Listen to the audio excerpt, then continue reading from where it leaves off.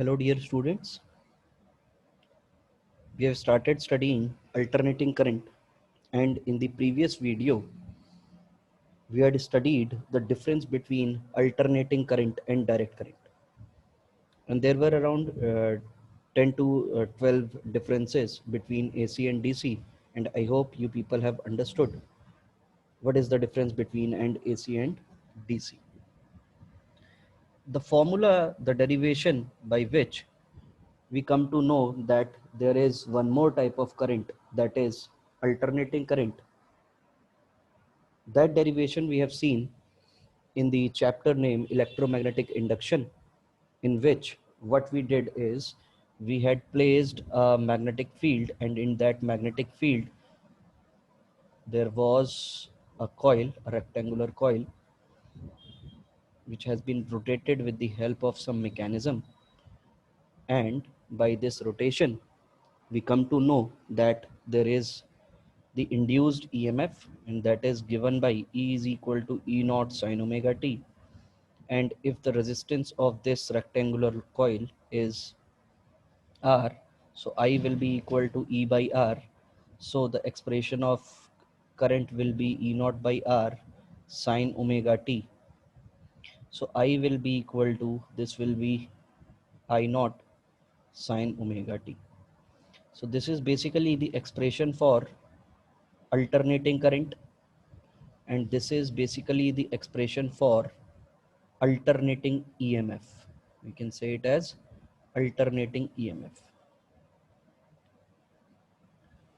So we can see that with the help of this equation, that is I is equal to I naught sine omega t, what we can do is we can find the instantaneous value of current at we can find the value of current at any instant, and that current is called as instantaneous current, because we already know that if I'll plot a graph between induced current and time, I'll get a graph like this, and at each and every instant this graph is changing its value of current at each and every instant of time. So this is basically called as instantaneous current. Instantaneous current.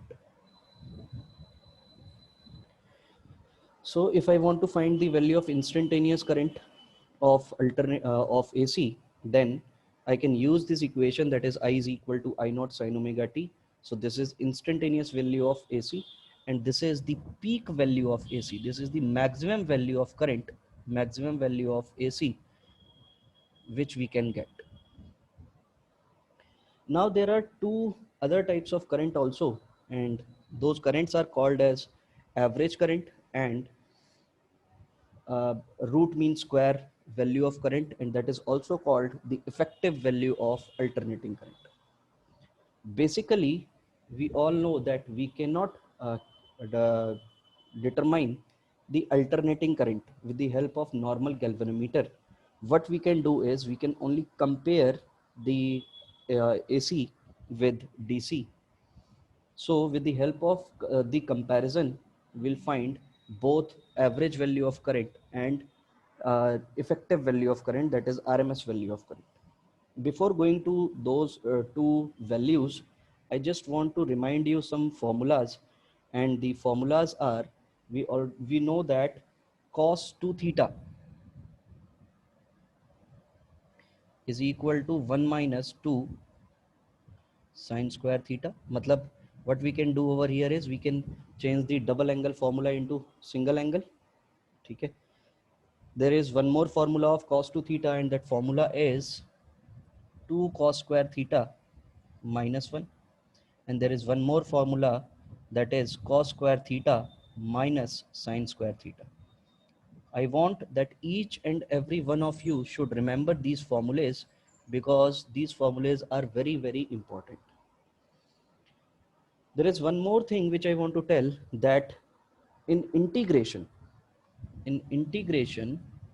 if power arises, we cannot solve it directly. Like if somebody asks me the integration of sine square theta d theta, I cannot solve it directly. We don't have any direct formula to find sine square theta d theta. what we have to do is we have to make it into convert it into single power form. Once it has been converted into single power form, then we are having the formula to find the integration. तो कभी भी आपको linear power से ज़्यादा power अगर आपको दिखाई देती है, in that case what you have to do is you have to change that expression into a single power. Only then you can calculate the integration of it. So we already know that in integration, sine theta d theta, its value is minus of cos theta. Integration of cos theta d theta, it is sine theta.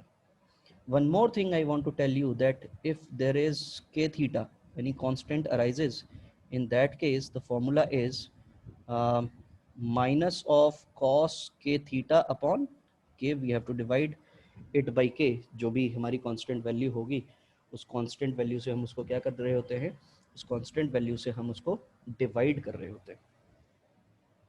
तो ये कुछ बातें हैं, ये कुछ फॉर्मूले हैं जो फॉर्मूले हमारे काम आएंगे. मोस्ट इंपॉर्टेंट ट्रिक ध्यान रखिए बेटा, इंटीग्रेशन. बहुत सारे मैथ्स के स्टूडेंट हैं जो इंटीग्रेशन पढ़ रहे होते हैं. In that case what you have to do is, आपको जो भी स्क्वायर, क्यूब या 4 टू द पावर 4 जो भी एक्सप्रेशन आते हैं, you have to convert them into a single power, then only you will be able to determine the integration of it, right? So let's move to our today's topic, and the today's topic is what is the average value of AC, and the second topic is what is the effective value of an AC or RMS value of AC. So first we are going to study about average value of an AC. What is average value of an AC? See, as I had already told you that we are going to compare DC with AC over here, and with the help of that comparison only we can find the value of AC. So here what we are going to, what is the definition of average value of AC is, it is defined as the value of DC current. What is it? It is the value of DC current which sends the same amount of charge, as it is sent by the given alternating current, right? So here we are going to have two sources. One is DC, the resistance is R over here. This is a DC source, and here we are going to have an AC source, and this is the resistance over here, same resistance we have kept. So for particular interval, suppose that particular interval is time t, for time t, what I am going to do is I am going to make this DC source to flow some charge over here. If any charge flows over here, I'll take a cross section and I'll find that how much charge has been flown through it in time t. So as it is a DC source, what I am going to do over here is the current which is flowing over here is I am representing it as IDC. So IDC, this is going to be, suppose Q amount of charge has been flown from this DC source. So the current will be IDC is equal to Q by T. This time T is basically the time period of the complete cycle of AC. This one cycle takes time T to move from this position to this position. But to complete one complete cycle, it took time capital T.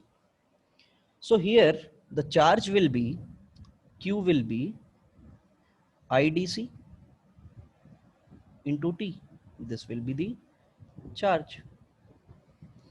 Now for the same time T, I will calculate the amount of charge flown by an AC source. So what will happen over here is, basically the charge in AC basically vibrates about their mean position. So if I'll take any of the cross section, basically it will count the number of vibrations, like कितने बार हमारा charge इस side में गया, फिर वापस आएगा, फिर इस साइड जाएगा, फिर वापस आएगा, फिर इस साइड जाएगा, फिर वापस आएगा, फिर इस साइड जाएगा, फिर वापस आएगा। तो वो चार्ज हमें डिटरमाइन करना है। और अगर मुझे वो चार्ज डिटरमाइन करना हुआ तो यहाँ पर तो ये एसी सोर्स है, तो यहाँ पर जो भी करंट होगा वो मेरा आई एसी होगा। तो आई एसी को हम कैसे डिटरमाइन कर सकते हैं? यहाँ पर आई एसी, एसी करंट है, वेरिंग करंट है। कैसा करंट होता है ये? वेरिंग, हर बार इसकी वैल्यू चेंज हो रही होती है, वेरिंग करंट। तो जहां कहीं पर भी कोई भी चीज वेरिंग होती है, ऑब्वियस सी बात है वहां पर डिफरेंशिएशन मेरा आ जाता है, यानी कि मैं इसको क्या लिख पाऊंगा? D Q by D T, ऐसे ही लिख पाऊंगा। So here D Q will be equal to I A C into D T, and if I'll integrate it, it will give me the value of q, which is equal to IAC into dt. What is IAC? It is a varying current which is having a value of I naught sine omega t into dt. For what time duration? 0 to t time में इतना charge flow हुआ। Same amount of charge की बात हो रही है, मतलब जितना चार्ज डीसी ने फ्लो कराया उतना ही चार्ज एसी ने फ्लो कराया। If I'll equate both these equation, if I'll equate both these equation, what I'll get over here? See, IDC into T, this will be equal to integration 0 to T I naught sine omega T into dt. This is the relation which I am going to get. So if I'll integrate it, what I am going to get? IDC into T, this is equal to I naught is a constant value. If I'll integrate sine omega t, it will be minus of cos omega t upon omega. Limit will be from 0 to t. What is omega over here? Omega is 2 pi by capital T. ये complete cycle के revolution की जो value होगी, जो time period होगा, that is 2 pi upon capital T. Now what I have to do is I have to place the upper limit and the lower limit. So IAC, IDC into T, this will be equal to I naught upon omega. If I'll place minus sign also I have taken outside, cos omega into T minus cos 0 है कि नहीं? T की जगह पहले capital T रखा, फिर 0 रखा, तो वो वैल्यू cos 0 हो गई। IDC into T, this will be equal to minus of I naught upon omega into cos omega T। इसकी वैल्यू क्या हो जाएगी हमारे पास? यहाँ पर देखिएगा, ओमेगा की जगह मैं क्या लिख सकता हूँ?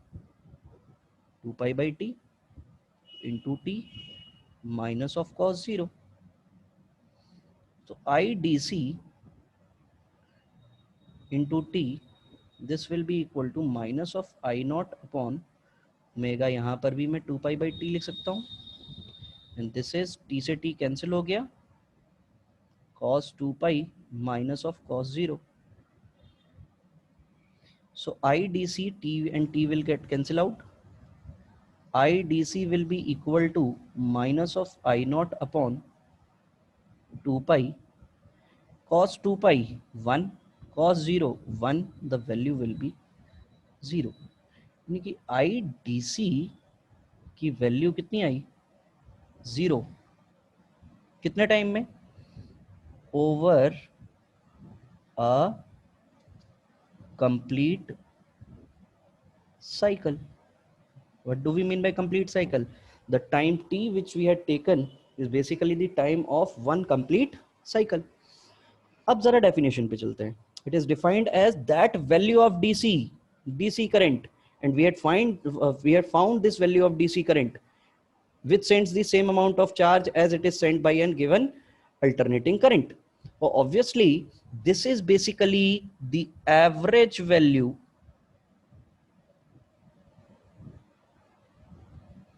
of AC over complete cycle.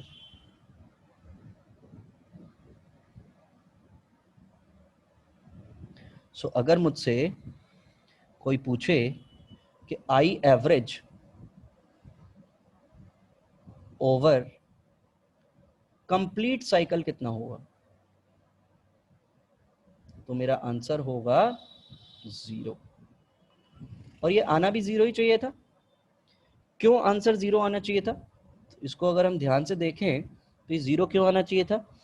क्योंकि अगर मैं यहाँ पर इसका कर्व बनाने की कोशिश करूं तो जितना कर्व ऊपर है उतना ही कर्व नीचे है। तो ऑब्वियस सी बात है, जितनी करंट की पॉजिटिव वैल्यू उतनी ही करंट की negative value. That is why the average value over a complete cycle क्या होनी चाहिए? 0। तो अगर आपसे कोई बोले prove that the average value of AC over a complete cycle is 0, तो आपको ये डेरिवेशन करना है। या फिर determine the value of AC over a complete cycle, तब भी आपको डेरिवेशन यही करना है। लेकिन ये करंट हमारे, ये वैल्यू हमारे किसी काम की नहीं है। क्यों? ऐसा तो है नहीं कि किसी भी तरीके का चार्ज फ्लो नहीं हुआ, चार्ज तो फ्लो हुआ है। तो मुझे उस चार्ज के अकॉर्डिंग मुझे वो वैल्यू तो चाहिए, एवरेज वैल्यू तो पता करनी है।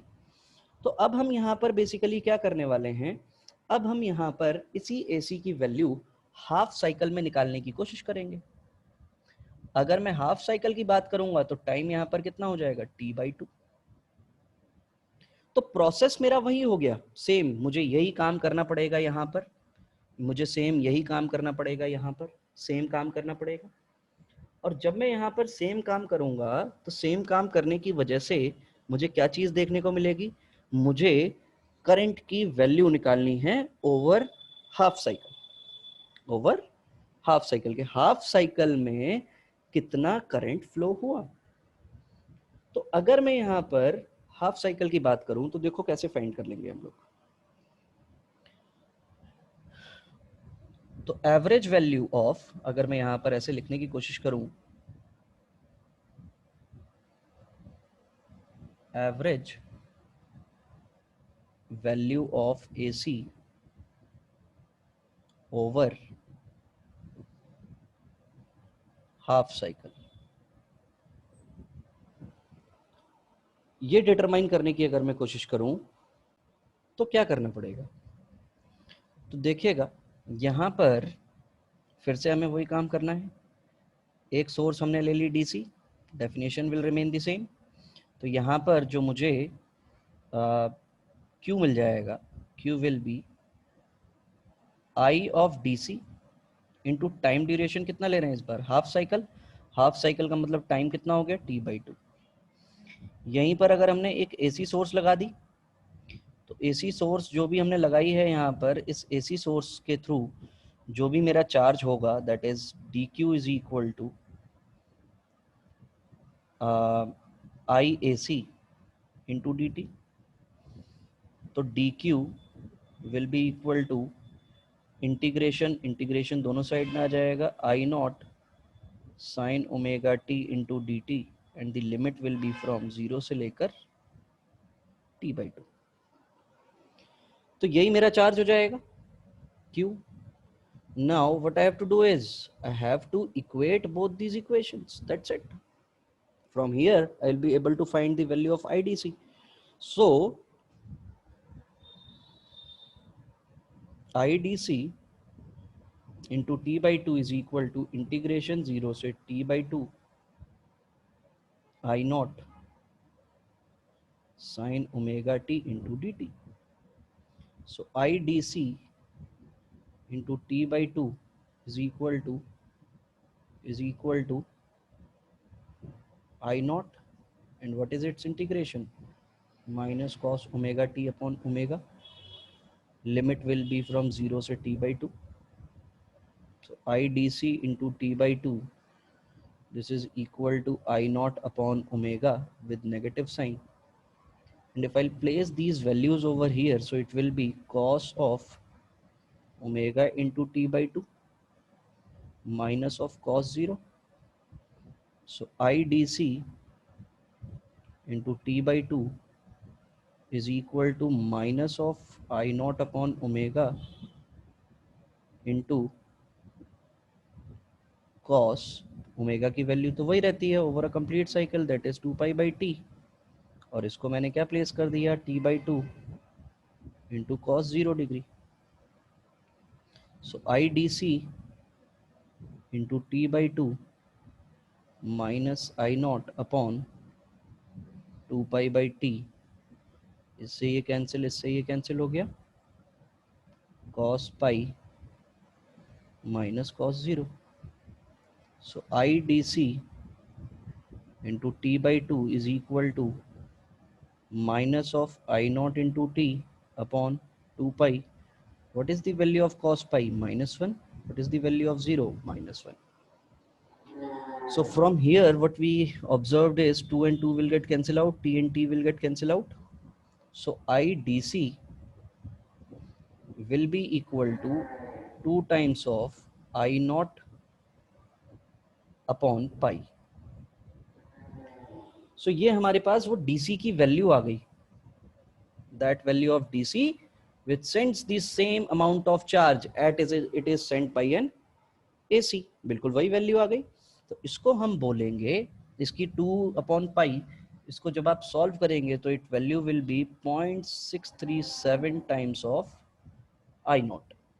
सो अगर मुझसे कोई पूछेगा average value of AC over half cycle, this will be 0.637 times of I0 के बराबर होगी, या फिर आप इसको 2/पाई I0 भी बोल सकते हैं. And this is the average value किस पर, half cycle. So very simple derivation is there to determine the average value of an AC. What you have to do is you have to just compare. There is one DC source, कितने amount का charge, suppose उसने Q amount का charge भेजा, तो इतने ही amount का charge AC को भेजने में AC को भेजना है, तो AC कितना चार्ज भेजेगा, इतना चार्ज भेजेगा. वेरिंग करंट था तो इंटीग्रेशन की हेल्प ली, उसको इंटीग्रेट किया तो कंप्लीट साइकिल में हमें पता चला कि ओवर अ कंप्लीट साइकिल इसकी वैल्यू क्या होती है, 0 हो जाती है. जब आप इसको पूरा इंटीग्रेट कर रहे हैं तो आपको ये वैल्यू मिल रही है. हाफ साइकिल की बात क्यों करी हमने, क्योंकि भैया जो वैल्यू 0 आई वो हमारे किसी काम की नहीं है. क्यों नहीं है, क्योंकि ओवर अ कंप्लीट साइकिल का मतलब एवरेज वैल्यू ऑफ करंट 0 हो गया, लेकिन ऐसा 0 होता तो नहीं है, करंट तो कंटिन्यूसली फ्लो करते रहता है. तो हमने फिर इसकी एवरेज वैल्यू हाफ साइकिल पर निकालने की कोशिश की, और जब हमने इसकी वैल्यू को हाफ साइकिल पर निकाला तो हमें पता चला कि इसकी जो वैल्यू आती है वो हाफ साइकिल में जो वैल्यू आती है that is 0.637 times of I0 के बराबर आती है. तो ये था बड़ा ही सिंपल सा डेरिवेशन जिससे हमें एवरेज वैल्यू पता चल रही है. तो एवरेज वैल्यू अगर कहीं पर भी चार्ज को भेजने की बात होगी तो उसके लिए कंसेप्ट होगा हमारा average value. Now we will move to our next value of AC, that is called root mean square value of AC. Root mean square value of AC, it is also called as effective value of AC, also called effective value of AC. I'll tell you why it is called as the effective value. क्यों बोलते हैं इसको, I'll let you know.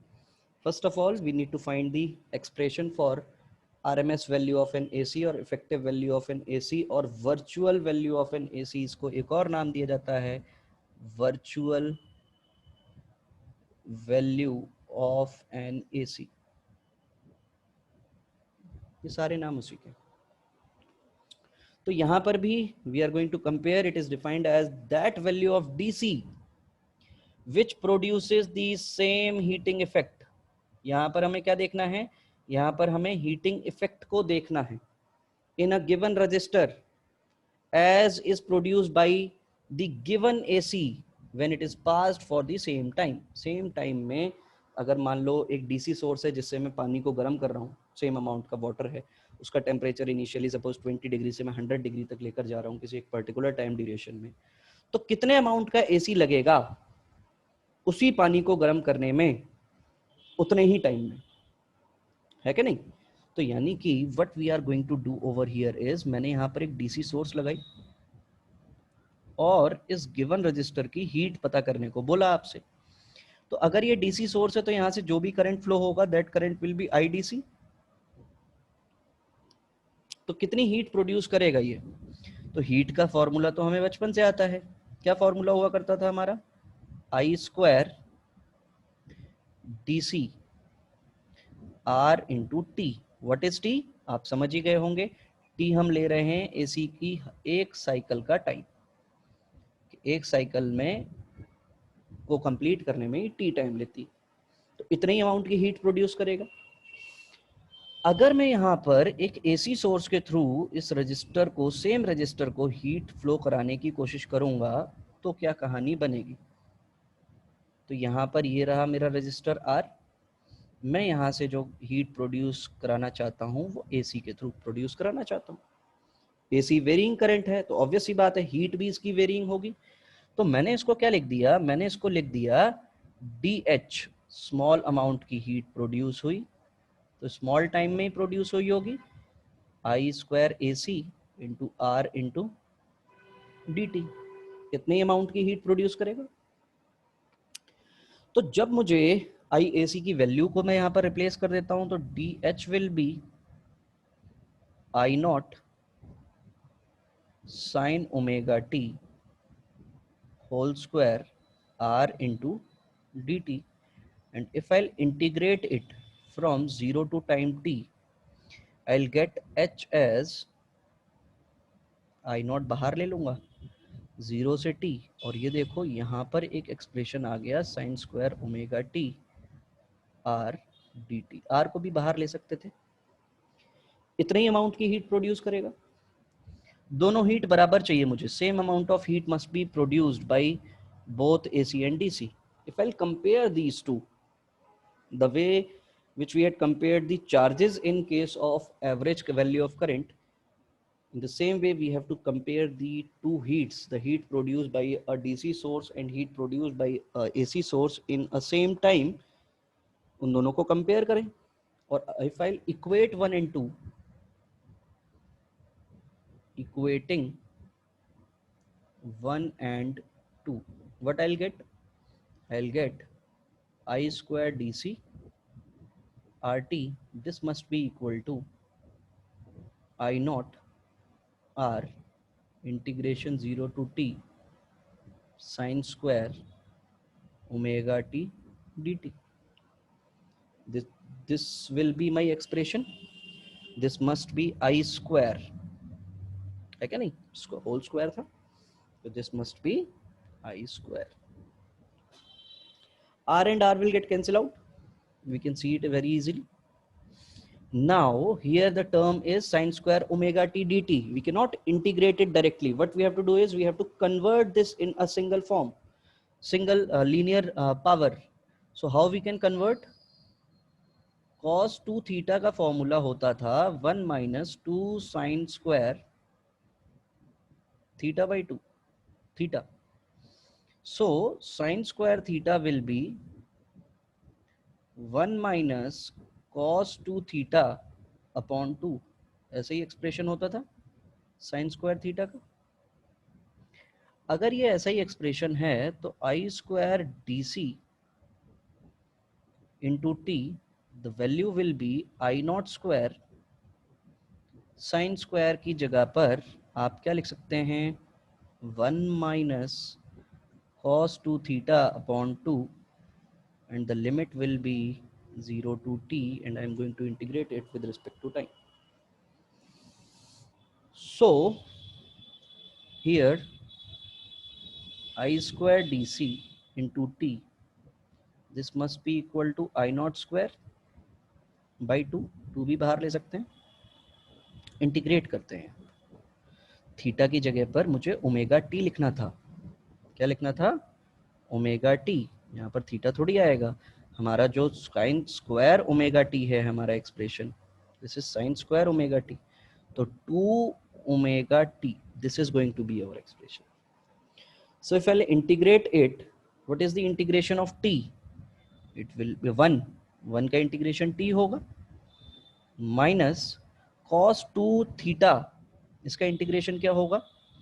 इसका integration देखो, cos 2 omega तो constant value है, तो cos का इंटीग्रेशन साइन होता है, साइन 2 ओमेगा टी अपॉन जो कांस्टेंट होता है वो नीचे आ जाता है, और लिमिट क्या लग जाएगी हमारी 0 से t।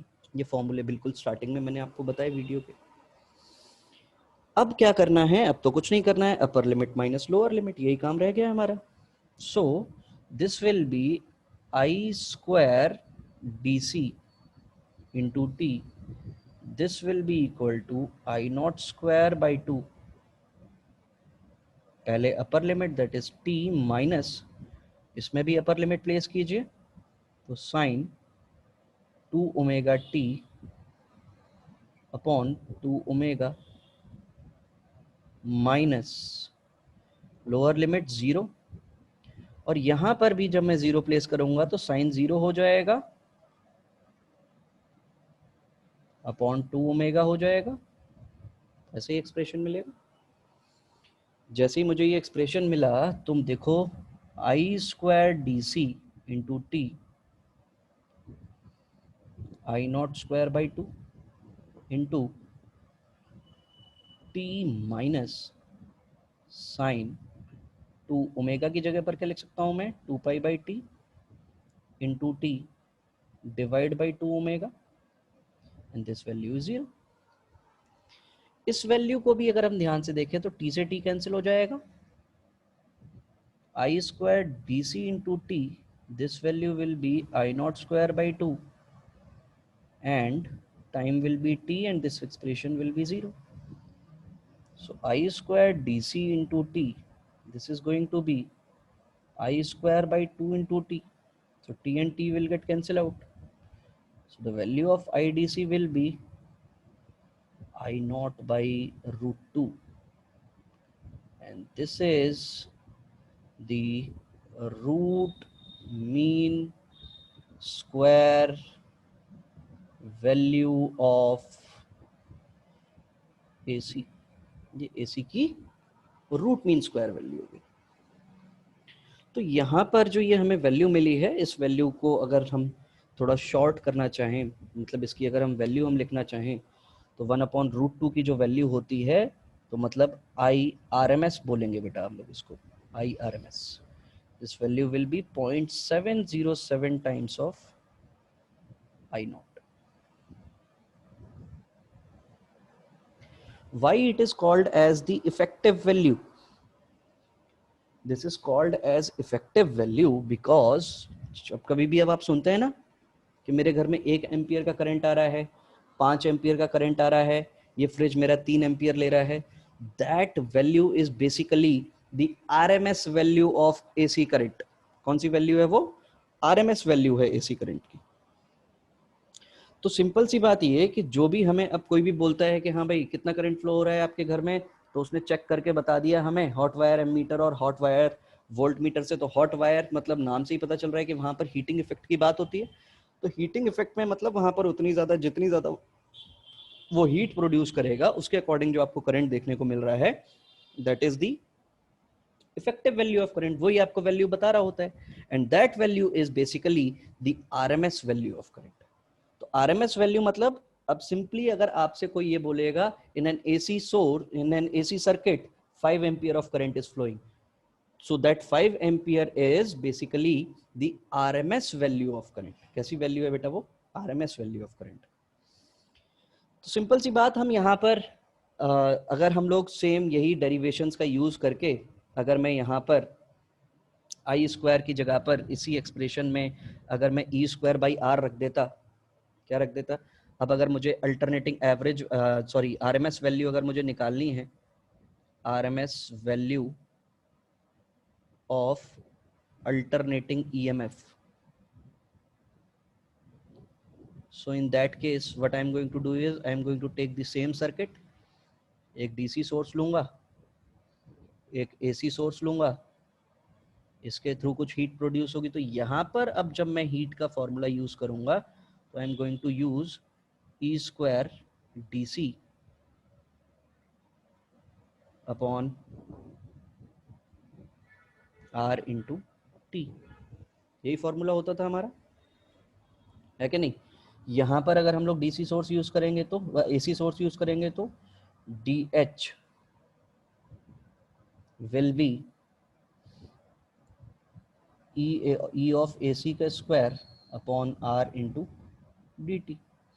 So E of A C की जगह पर हम लोग क्या लिख देंगे, E not sine omega T upon R into D T, इसका होल स्क्वायर हो जाएगा। ये डी एच हो गया, इंटीग्रेट करना पड़ेगा इसको कितने टाइम तक, तो ये एच की वैल्यू दे देगा मुझे ई नॉट बाई आर, और यहाँ पर ये क्या मिल जाएगा, साइन स्क्वायर ओमेगा टी। इसका इंटीग्रेशन करना है आपको 0 से t इंटू डी टी, और इसका इंटीग्रेशन हम लोग शायद पीछे देख चुके हैं, इसी का इंटीग्रेशन तो देखा है हमने, इसका इंटीग्रेशन किया था, इसका इंटीग्रेशन किया था तो t आया था, ऐसे ही आया था। तो यहाँ पर भी अगर मैं इसको इंटीग्रेट करूँगा तो इंटीग्रेट करने पर मुझे कुछ ना कुछ एक्सप्रेशन मिलेगा, वही एक्सप्रेशन अब मुझे यहाँ पर फाइंड करना है। दोनों हीट्स को आप बराबर रख देंगे तो E not square D T D C upon R into T, and this will be equal to, आप क्या कर रहे होंगे यहाँ पर, आप यहाँ पर ई नॉट बाई आर, इसका इंटीग्रेशन करने के लिए आप 1 minus cos 2 omega T 1 minus upon 2, और इसका इंटीग्रेशन करना है 0 से t, तो सिंपल सी बात ये हो जाएगा आपका ई नॉट बाई आर, और इसका जब आप इंटीग्रेशन करेंगे तो वो इंटीग्रेशन की जो वैल्यू आएगी E not square, sorry E not square, ठीक, ई नॉट स्क्वायर, इसकी जो वैल्यू आएगी वो आ जाएगी आपकी यहाँ पर t/2 के बराबर। तो ये आपको आफ्टर इंटीग्रेटिंग, सेम इंटीग्रेशन है बेटा जैसा हम लोगों ने पहले किया है, आफ्टर इंटीग्रेटिंग आपको यही वैल्यू मिलेगी। तो ये हो जाएगा E D C square upon R into t, so this t will get cancelled out with this r will get cancelled out with this r, so e dc will be equal to e naught by root 2। तो simple सी बात है, आज हमें जो expression पता चले वो ये I average over complete cycle is 0, I average over half cycle is 0.637 times of I naught। I R M S की जो वैल्यू आई वो आई हमारे पास 0.707 टाइम्स ऑफ आई नॉट, और आई नॉट बाई रूट 2, जो आपको अच्छा लगे वो आप याद रख सकते हैं। ई आर एम एस जो होगा उसकी वैल्यू भी आपको 0.707 टाइम्स ऑफ ई नॉट ही मिला है, मतलब ई नॉट बाई रूट 2। ऐसे ही अगर आप ई एवरेज निकालने की कोशिश करते तो वो वैल्यू भी आपको 0.637 टाइम्स ऑफ ई नॉट ही मिलती, यानी कि 2/पाई इंटू ई नॉट ही एक्सप्रेशन मिलेगा। तो ये सारे के सारे एक्सप्रेशन आपको याद रखने हैं, और ये लास्ट वाला डेरिवेशन आप खुद से करके देखिएगा, कुछ नहीं करना है आपको, करंट की जगह पर बस ई बाई आर प्लेस करना है। तो you will come to know that how we can get these type of expressions in AC. Most important, the effective value of an AC, because this value is actual value which is flowing in our home, मतलब जिसको हम calculate, जिसको हम बता रहे होते हैं कि हमारे घर में 5 एम्पियर है। अगर कोई बोल रहा है 230 volt 220 volt, so what is that 220 volt? This is RMS value of alternating EMF, मतलब मेरे घर में जो 220 वोल्ट आ रही है वो बेसिकली आरएमएस वैल्यू है किसकी, एसी की, ठीक है। अगर कोई बोल रहा है 5 ampere current is flowing in an AC circuit, so what does it mean? It means this 5 ampere is basically the RMS value of AC। ये चीज आपको ध्यान रखनी है। तो कहीं पर भी अगर सिंपली 5 एम्पियर लिख दिया कि 5 ampere of current is flowing, that means he is talking about the effective value of an AC. अगर कोई बोल रहा है 220 the voltage applied over here is, मतलब किसी ने ऐसे सर्किट बनाया और यहाँ पर एक एसी सोर्स रख दी और यहाँ पर बोल दिया 220 वोल्ट, तो what is this 220 volt? This is E R M S. क्या है ये? E R M S value. इतनी बात आपको ध्यान रखनी है. So that's all for today.